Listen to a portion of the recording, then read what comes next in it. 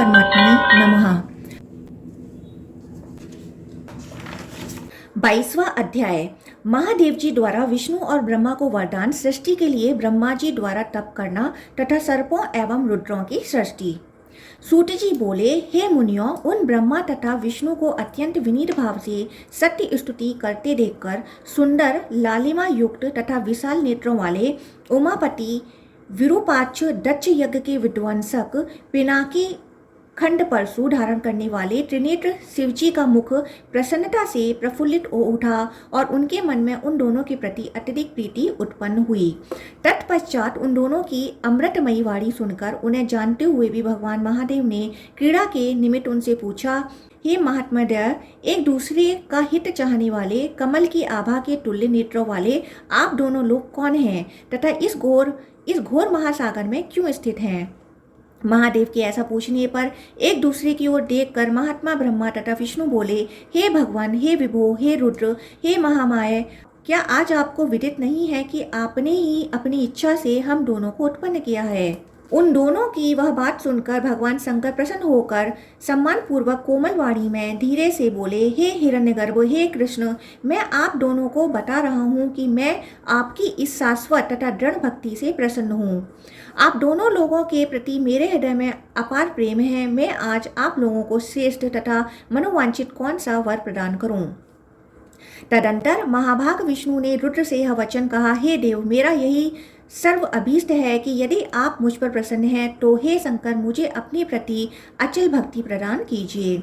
विष्णु के ऐसा कहने पर महादेव ने विष्णु भगवान को स्नेहपूर्वक अपने चरण कमलों में स्थिर भक्ति प्रदान की। तत्पश्चात भगवान शंकर ने ब्रह्मा जी से कहा, हे कमल नयन, आप समस्त लोगों के कर्ता हैं तथा आप ही अधिष्ठात देवता हैं, अतः हे वत्स, आपका कल्याण हो। मैं तो अब प्रस्थान करूंगा। ब्रह्मा जी से इस प्रकार कहकर भगवान शंकर ने अपने दोनों पवित्र हाथों से अनुग्रहपूर्वक ब्रह्मा जी का स्पर्श किया।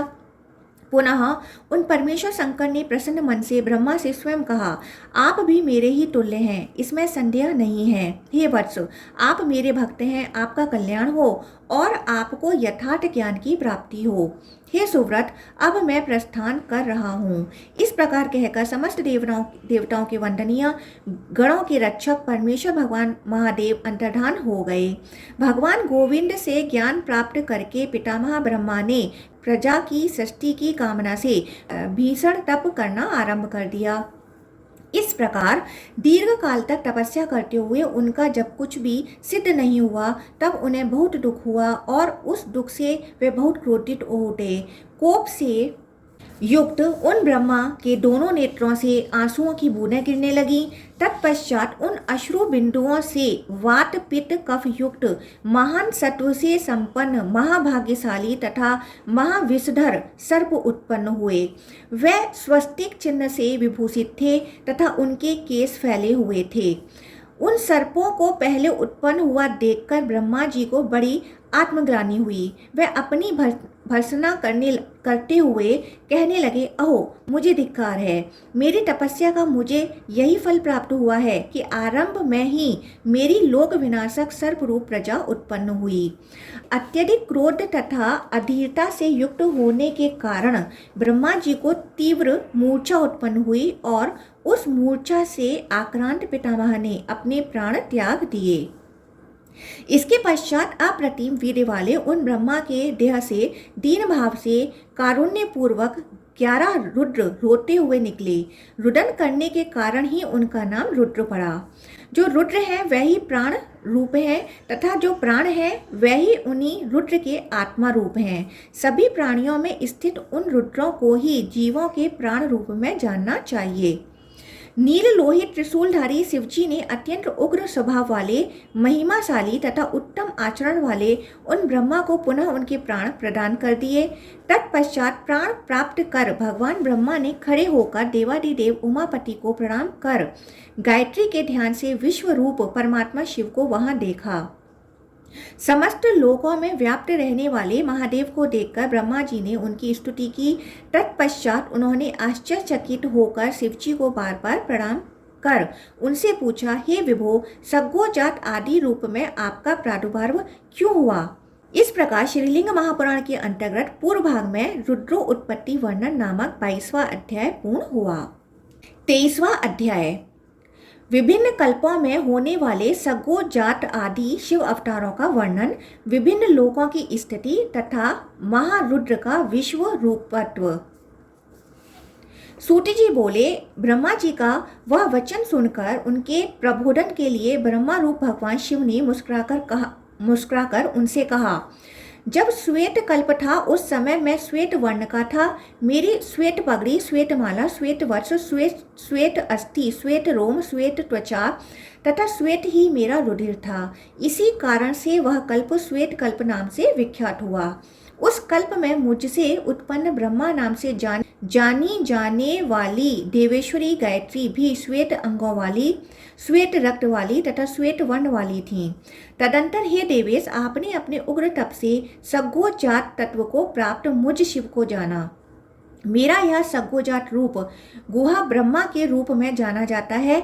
अतएव गुहात्व को प्राप्त मुझ सग्गोजात शिव को जो द्विजाति गण जानेंगे वह मेरे सानिध्य को प्राप्त होंगे, जहाँ से उनका पुनर्आगमन नहीं होता, अर्थात वे जन्म मरण के बंधन से मुक्त हो जाते हैं। पुनः जब मेरा नाम लोहित था तब मेरे द्वारा धारित लोहित वर्ण के कारण वह कल्प लोहित कल्प नाम से कहा गया। उस कल्प में रक्त वर्ण के मांस तथा हड्डियों वाली, रक्त वर्ण का दूध प्रदान करने वाली, लाल आंखों वाली तथा लाल स्तनों वाली धेनु रूप में गायत्री अधिष्ठित हुई। तदंतर उस धेनु के लोहितत्व उस कल्प में वर्ण के बदल जाने तथा योग की वामता के कारण मैं वामदेवत्व को प्राप्त हुआ, अर्थात मेरा नाम वामदेव पड़ गया। हे महासत्व, उस कल्प में भी नियत आत्मा वाले आपने अपने योग बल से लोहित वर्ण स्थित मुझ परमेश्वर को जाना और तभी से मैं पृथ्वी लोक में वामदेव नाम से प्रसिद्धि को प्राप्त हो गया। जो भी द्विजाति गण मेरे वामदेव स्वरूप को जानेंगे वे जन्म मरण के बंधन से मुक्ति प्राप्त कराने वाले मेरे रुद्रलोक में निवास करेंगे। जब मैं योग क्रम से पीत वर्ण वाला हुआ तब मेरे वर्ण नाम पर उस कल्प का नाम पीत कल्प हुआ। मेरे द्वारा उत्पन्न तथा ब्रह्मा नाम से जानी जाने वाली देवेश्वरी गायत्री का भी अंग पीला, रक्त पीला तथा वर्ण आदि सब पीला था। हे महासत्व, उस कल्प में भी योग परायण मन वाले उन द्विजातियों ने योग सुक्त चित्त से मुझे जाना। हे कनकांडज, उस कल्प में तुमने भी मुझे पुनः तत्पुरुष में जाना, उसी कारण से मेरा यह तत्पुरुष नाम हुआ। तपस्या से युक्त विशुद्ध मन वाले तथा ब्रह्मापरायण जो लोग मुझ रुद्र तथा वेद माता रुद्राणी गायत्री की आराधना करेंगे वह पुनर्जन्म से मुक्ति दिलाने वाले रुद्रलोक को प्राप्त होंगे। पुनः जब मैंने भयानक कृष्ण वर्ण धारण किया तब मेरे वर्ण के नाम से वह कल्प कृष्ण कल्प कहा गया। हे ब्रह्मांड, उस कल्प में भी तुमने काल सदृश काल रूप लोगों के लिए महाकाल तथा घोर पराक्रम वाले मुझ घोर को जाना। हे देवेश, उस कल्प में मुझसे उत्पन्न ब्रह्मा संज्ञा वाली गायत्री भी कृष्ण अंगों वाली, कृष्ण रक्त वाली तथा कृष्ण रूप वाली थी। अतएव इस भूतल पर जो लोग घोरत्व को प्राप्त मुझ शिव को जान लेंगे, शाश्वत रूप वाला मैं उनके लिए सौम्य तथा शांत हो जाऊंगा। हे ब्रह्मांड, पुनः जब मैं विश्व रूप तत्व को प्राप्त हुआ उस समय भी आपने परम समाधि से मुझे जाना था। उस समय समस्त लोगों को धारण करने वाली गायत्री भी विश्व रूपा अर्थात अनेक वर्णों वाली थी। इस भूतल पर जो लोग विश्वत्व को प्राप्त मुझ परमात्मा को जान लेंगे उनके प्रति मैं सदा के लिए सौम्य तथा शांत हो जाऊंगा।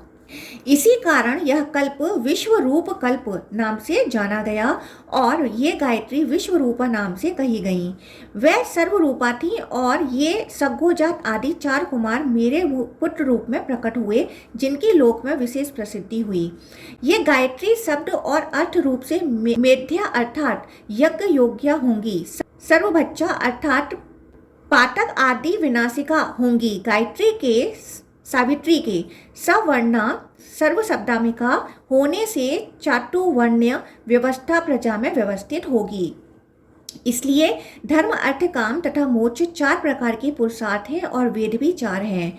जीव समुदायों के भी जरायुज, अंडज, स्वदेश, उद्धिज्व, ये 4 प्रकार के रूप हैं तथा आश्रम भी 4 हैं।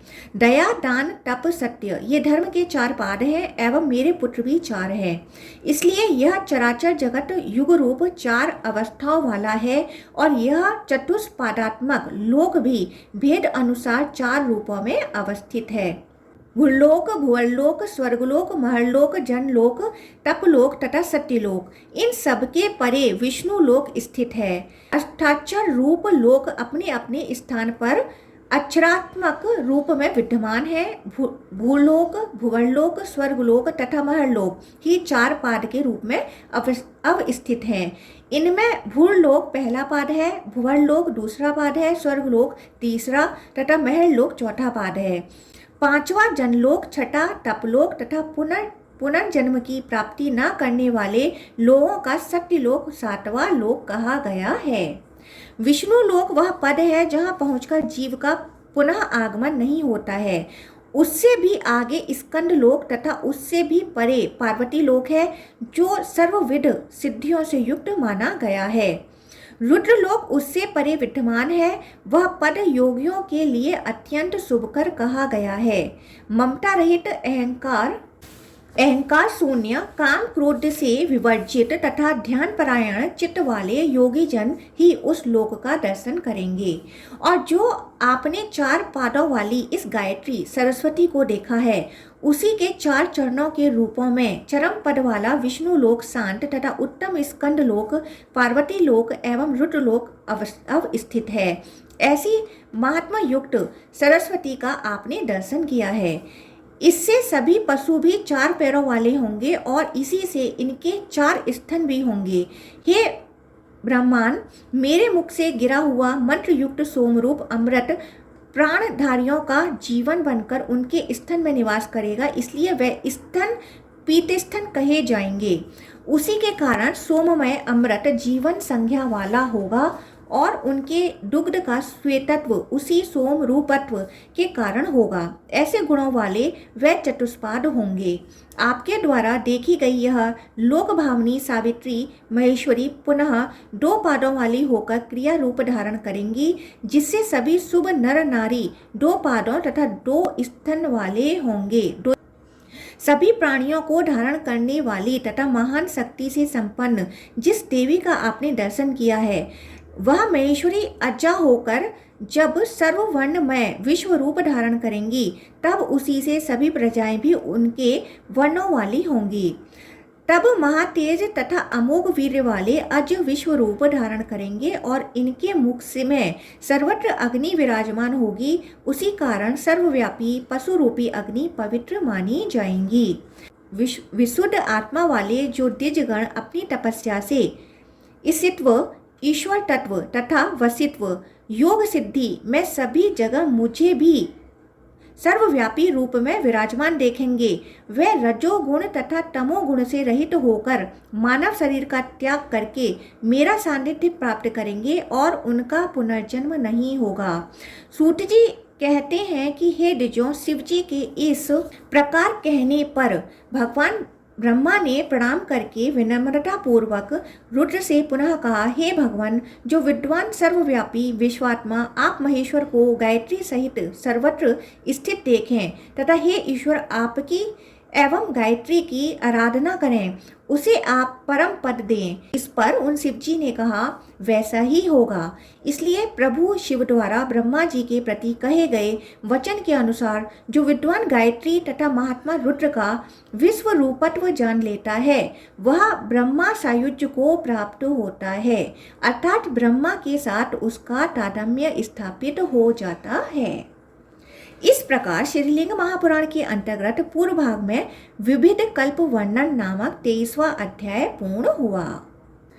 24वां अध्याय श्वेत वराह कल्प के 28 द्वापरों के अंत में प्रकट होने वाले 28 व्यासों, 28 शिव अवतारों तथा विविध शिव योगियों का वर्णन।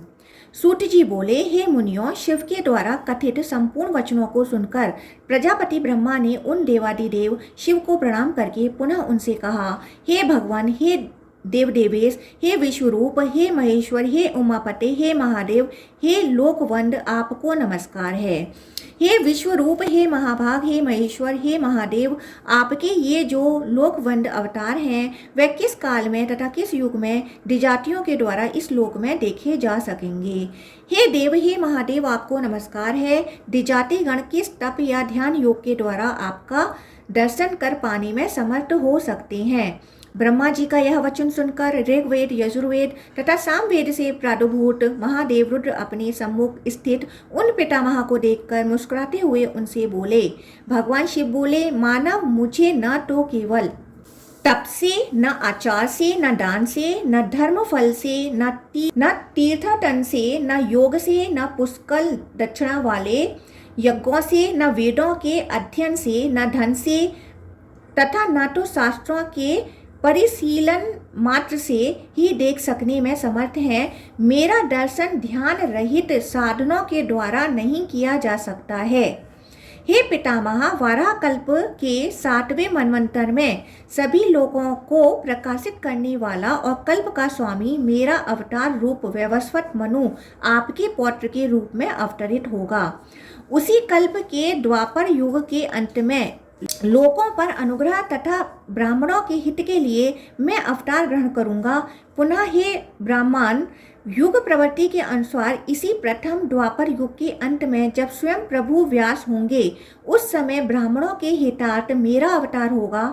इसके अनंतर उसी युग की समाप्ति पर कली में शिखाधारी श्वेत नामक महामुनि के रूप में अवतीर्ण होऊंगा और पर्वतों में उत्तम हिमालय के छागल नाम वाले शिखर पर निवास करूंगा।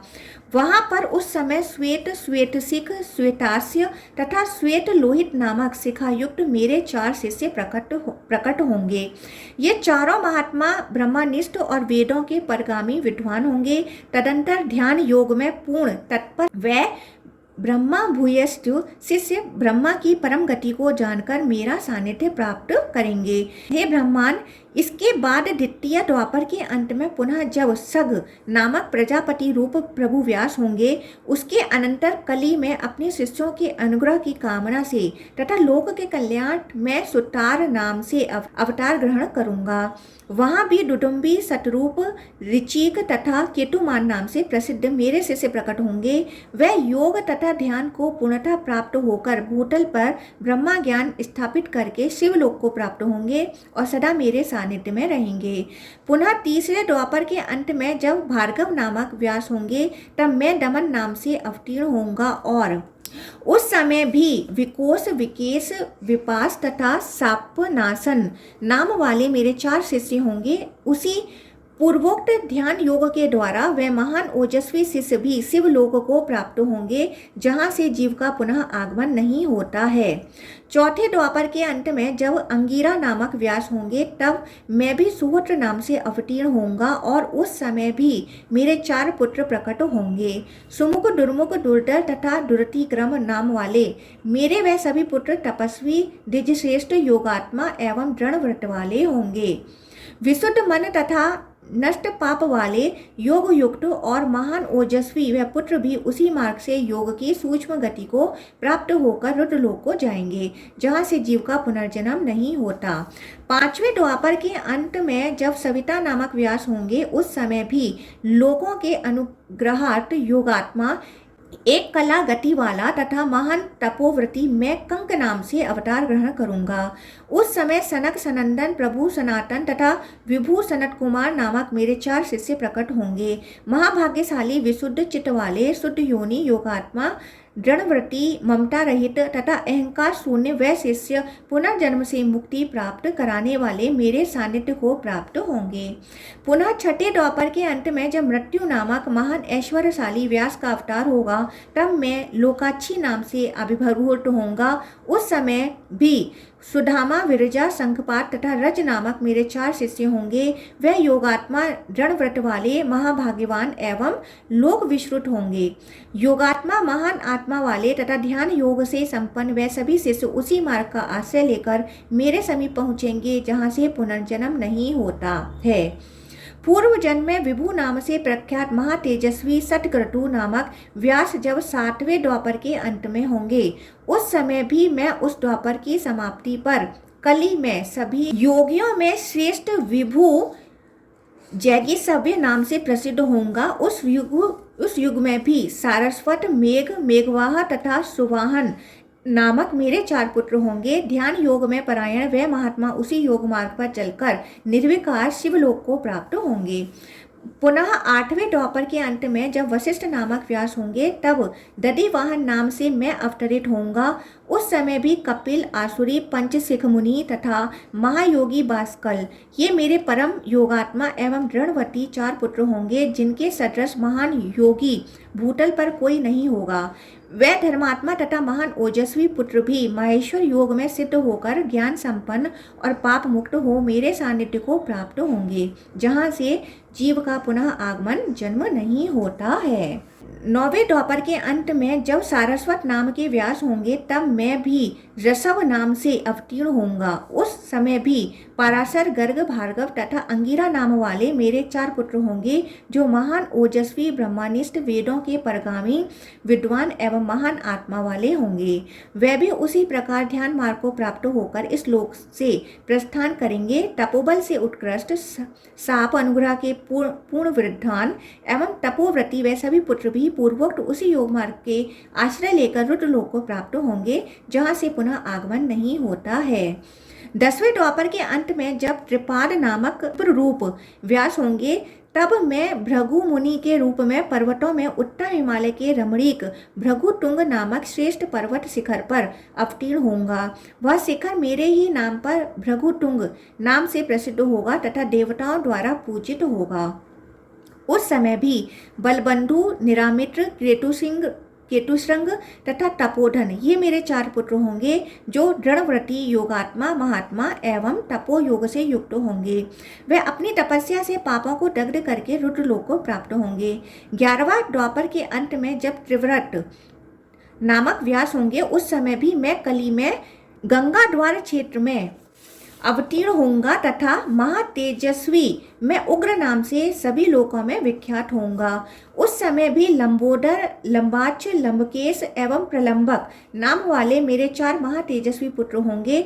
वे माहेश्वर योग को प्राप्त होकर रुद्रलोक जाएंगे। 12वें द्वापर के अंत में जब मुनि सततेजा नामक महातेजस्वी तथा कवि श्रेष्ठ व्यास होंगे, उसी समय भी युगांत में इस लोक में कली में हेतु कवन में अवतीर्ण होऊंगा और अत्रि नाम से विख्यात होऊंगा। उस समय भी सर्वज्ञ, संबुद्धि, साध्य तथा सर्व नामक मेरे 4 पुत्र होंगे, जो रुद्रलोक की प्राप्ति के लिए तत्पर महान योगी तथा सदा भस्म से अनुलिप्त शरीर वाले होंगे। वे भी माहेश्वर योग को प्राप्त होकर शिवलोक को प्रस्थान करेंगे। पुनः क्रम से 13वें द्वापर युग का अंत आने पर जब धर्म रूप नारायण नामक व्यास होंगे, उस समय भी मैं गंधमादन पर्वत पर पवित्र बालखिल्य आश्रम में महामुनि बलि नाम से अवतरित होऊंगा। उस समय भी सुधामा, काश्यप, वशिष्ठ तथा विरजा नामक मेरे 4 पुत्र होंगे। वे महान तपस्वी, महायोग से संपन्न विशुद्धात्मा एवं नैष्टिक ब्रह्मचारी होंगे और माहेश्वर योग को प्राप्त होकर रुद्रलोक को जाएंगे। 14वें द्वापर के अंत में जब तरक्षु नामक व्यास होंगे, उस समय भी मैं अंगिरा मुनि के उत्तम वंश में गौतम नाम से अवतार ग्रहण करूंगा और वह स्थान परम पवित्र गौतम वन नाम से प्रसिद्ध होगा। उस कली में भी अत्रि, देवसद, श्रवण तथा सविष्टक नामक मेरे 4 पुत्र होंगे। वे सभी योगात्मा, महान आत्मा वाले और योग युक्त पुत्र माहेश्वर योग में सिद्ध होकर रुद्रलोक को प्राप्त होंगे। पुनः क्रम से 15वें द्वापर का अंत होने पर जब त्रेयारुणी नामक व्यास होंगे, उस समय भी द्विज रूप वेदशिरा नाम से मैं अवतार ग्रहण करूंगा। वहाँ मैं वेदशिरा नामक अति दिव्य परमेश्वर अस्त्र प्रकट करूंगा और पर्वतों में श्रेष्ठ हिमालय के पृष्ठ देश में सरस्वती के तट पर वेदशीष नामक पर्वत मेरा आश्रय स्थल होगा। उस समय भी कुणी, कुणीबाहु, कुशरीर तथा कुनेत्रक नाम वाले मेरे तपस्वी पुत्र प्रकट होंगे। योगात्मा, महात्मा एवं नैष्ठिक ब्रह्मचर्य व्रत का पालन करने वाले वह सभी पुत्र माहेश्वर योग की सिद्धि करके शिवलोक को प्राप्त होंगे। 16वें द्वापर के अंत में जब देव नामक व्यास होंगे, तब भक्तों तथा संयत आत्मा वाले जनों को योग प्रदान करने निमित्त मैं गोकर्ण नाम से अवतार लूंगा और वह स्थान परम पवित्र गोकर्ण वन के नाम से प्रसिद्ध होगा।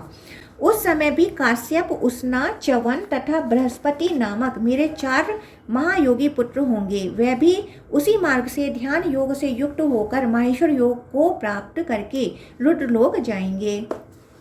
पुनः क्रम से 17वां द्वापर के अंत में जब देव प्रत्यंजय नामक व्यास होंगे, तब भी मैं हिमालय के अति उच्च महालय नामक रमणीक शिखर पर गुहावासी नाम से अवतीर्ण होऊंगा। वह महालय स्थल परम पवित्र तथा सिद्ध क्षेत्र माना जाएगा। वहां पर भी उतथ्य, वामदेव, महायोग एवं महाबल नाम वाले मेरे 4 पुत्र होंगे। वे योगवेता, ब्रह्मवादी, महात्मा, मोह रहित तथा अहंकार शून्य होंगे। कलयुग में उन पुत्रों के ध्यान योग करने वाले हजारों शिष्य होंगे। ध्यान करने वाले तथा योगाभ्यास परायण वे सभी शिष्य महेश्वर को हृदय में धारण करके महालय क्षेत्र में मेरे चरणों का दर्शन करके शिव पद को प्राप्त होंगे। इनके अतिरिक्त अन्य जो भी महात्मा उस द्वापर के अंत में कली में अपना मन ध्यान में लगाकर निर्मल आत्मा तथा शुद्ध बुद्धि वाले हो जाएंगे, वे शोक रहित होकर मेरे अनुग्रह से रुद्रलोक को प्राप्त होंगे। पुण्यप्रद महालय क्षेत्र में जाकर महेश्वर पद का दर्शन करके प्राणी अपनी 10 पूर्व की तथा 10 बाद की और अपनी स्वयं इस प्रकार 21 पीढ़ियों का उद्धार कर देता है। इस प्रकार महालय क्षेत्र में पहुंचकर लोग अपने वंश का उद्धार करके मेरी कृपा से कष्ट से रहित होकर रुद्रलोक को प्राप्त करेंगे। हे विभो, पुनः 18वें द्वापर के अंत में जब ऋतंजय मुनि नामक व्यास होंगे, तब मैं सिद्धि प्रदायक, पुण्यप्रद तथा देव दानवों से पूजित रमणीक हिमालय शिखर पर शिखंडी नाम से अवतार ग्रहण करूंगा और वह शिखर मेरे नाम से शिखंडी पर्वत तथा वह क्षेत्र शिखंडिका वन कहा जाएगा, जहाँ सिद्ध महात्मा निवास करेंगे। वहाँ पर भी वाच्छ्रवा, ऋचिक, श्यावस्व तथा यतीश्वर नामक मेरे पुत्र होंगे। वे सब परम तपस्वी, योगात्मा, महात्मा तथा वेदों के परगामी विद्वान होंगे, जो महेश्वर योग में सिद्ध होकर रुद्रलोक को प्राप्त होंगे। तदंतर क्रम से 19वें द्वापर के अंत में महामुनि भारद्वाज जो व्यास होंगे और उस समय मैं हिमालय के शिखर पर विराजमान रमणीक जटायु पर्वत पर जटामाली नाम से अवतीर्ण होऊंगा। उस समय भी हिरण्यनाभ, कौशल्य, लोकाक्षी तथा कुटुमी नामक मेरे 4 पुत्र होंगे। वे महाप्रतापी, ऐश्वर्य युक्त, योग ध्यान परायण और नैष्ठिक ब्रह्मचारी होंगे। वे सब माहेश्वर योग को प्राप्त होकर रुद्रलोक को प्रस्थान करेंगे। पुनः जब 20वें द्वापर का अंत होगा, तब उस समय महामुनि गौतम तो व्यास होंगे और मैं भी उसी समय हिमालय क्षेत्र में 28 नाम से अवतरित होऊंगा।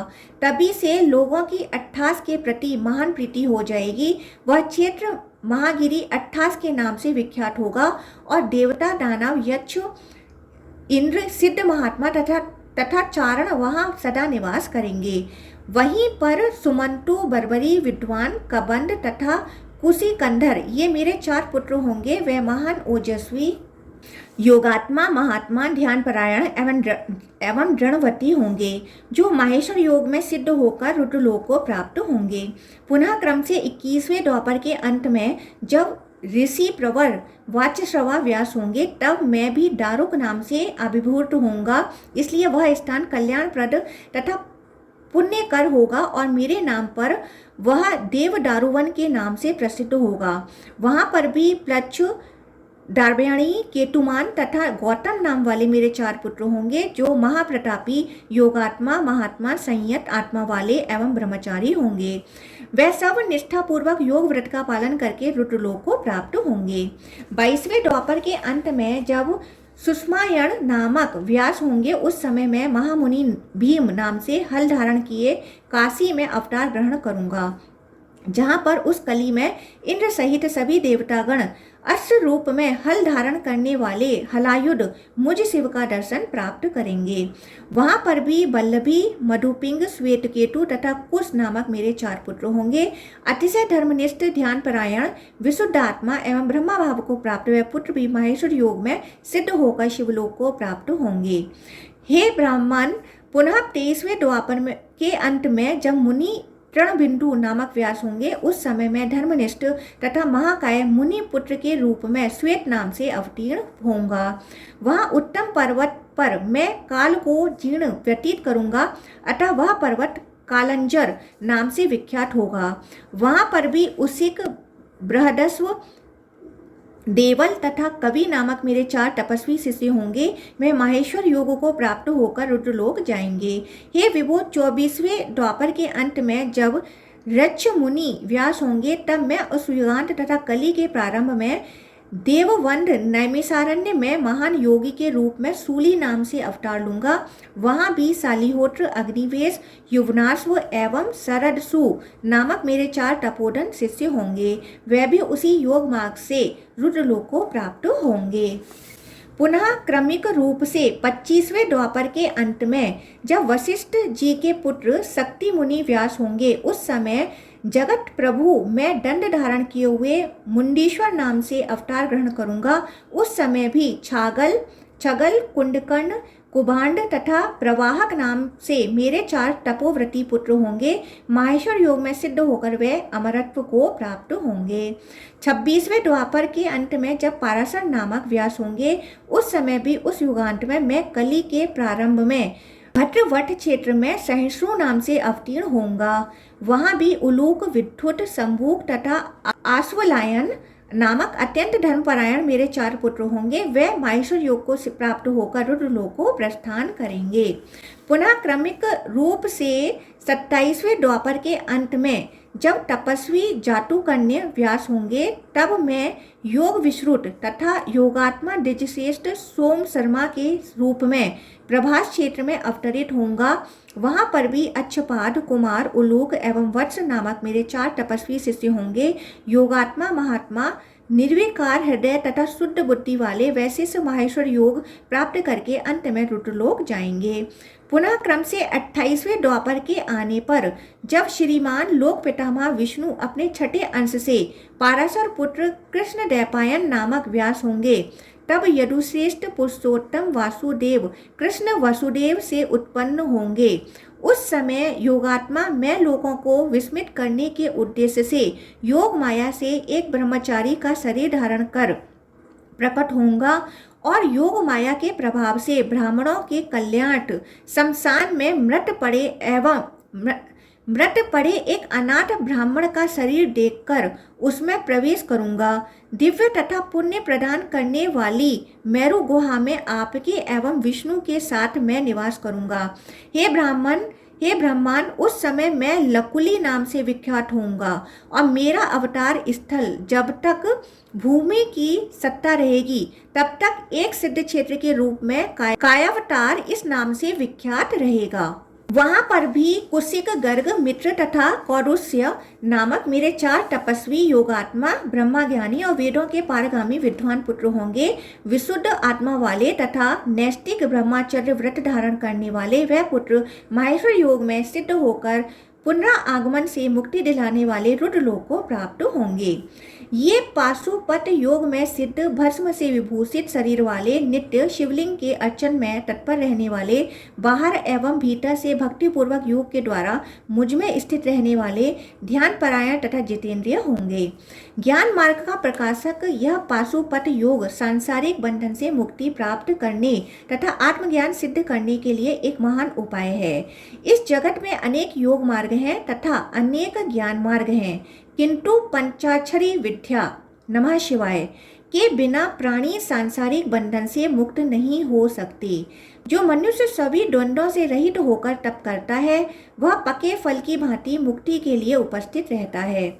जो पुरुष मात्र एक दिन भली भांति पाशुपत व्रत धारण करता है, वह उस गति को प्राप्त कर लेता है जो उसे सांख्य तथा पंचरात्र से कभी नहीं मिलती। इस प्रकार मैंने युग क्रम से मनु से लेकर कृष्ण द्वैपायन पर्यंत 28 अवतारों का वर्णन आपसे कर दिया। उस कल्प में जब धर्म स्वरूप श्री कृष्ण द्वैपायन व्यास होंगे, तब वह ही वेद समूह का विभाग करेंगे। सूत जी बोले, इस प्रकार महादेव के द्वारा कही गई रुद्र अवतार की बात सुनकर महातेजस्वी भगवान ब्रह्मा ने प्रणाम पूर्वक प्रिय वाणी से महेश्वर शिव की स्तुति की और पुनः उनसे कहा। पितामह बोले, सभी देवता तथा सभी गण विष्णु से ही व्याप्त हैं। विष्णु के समान कोई अन्य गति हो ही नहीं सकती, ऐसा वेद निरंतर गाते हैं, इसमें कोई संशय नहीं है। हे देवादिदेव भगवान विष्णु, आपके लिंगार्चन में निरंतर रत क्यों रहते हैं तथा जगत उत्पत्ति होकर भी सदा आपको प्रणाम क्यों करते हैं? सूत जी बोले, परमेष्टि ब्रह्मा जी का वचन सुनकर हर्षाति रेकस युक्त नेत्रों वाले भगवान शंकर उनके इस महत्वपूर्ण प्रश्न से अत्यधिक प्रसन्न हुए और उन्हें लिंग पूजा प्रकरण के विषय में बताया। भगवान विष्णु साक्षात सुरश्रेष्ठ इंद्र तथा मुनियों ने विधि विधान से लिंग की पूजा करके ही अपने अपने पद प्राप्त किए हैं। हे विभो, इसलिए वह लिंग पूजन में तत्पर रहते हैं। लिंग के अर्चन के बिना निष्ठा की प्राप्ति नहीं हो सकती, इसलिए जगतपति भगवान विष्णु श्रद्धा पूर्वक मेरे लिंग का पूजन करते हैं। देवेश ब्रह्मा जी से ऐसा कहकर तथा पुनः उनके ऊपर कृपा दृष्टि डालकर महेश्वर वहां पर अंतर्धान हो गए। तत्पश्चात उन शिव को हाथ जोड़कर प्रणाम करके और उनसे आज्ञा प्राप्त करके वे भगवान ब्रह्मा सृष्टि की रचना करने में प्रवृत्त हो गए। इस प्रकार श्रीलिंग महापुराण के अंतर्गत पूर्व भाग में विविध व्यास अवतार वर्णन नामक 24वां अध्याय पूर्ण हुआ।